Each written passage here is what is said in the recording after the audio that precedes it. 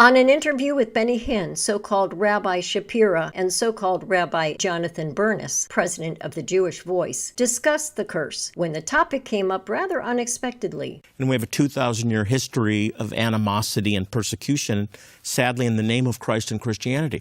But as a result of that and the sage's decision to reject Jesus as the Messiah, he became a curse word in Judaism. He became the unkosher thing that the Christians embrace, but representing to the Jewish community pain and suffering and persecution.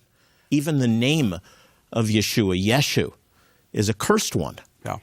Well, wait, so the word Yeshu? Yeshu is Imach Shmo V'Zichro. May his name be blotted for eternity, blotted out for eternity. Is that what it means? Literally, that's what it's named, of course. Now, most Jews don't connect Yeshu and understand that, right? No, I tell you, for me as an Israeli, every Jew know that Yeshu is Imach Shmo V'Zichro. It is his name now. Please understand. This is the name our people know him as by.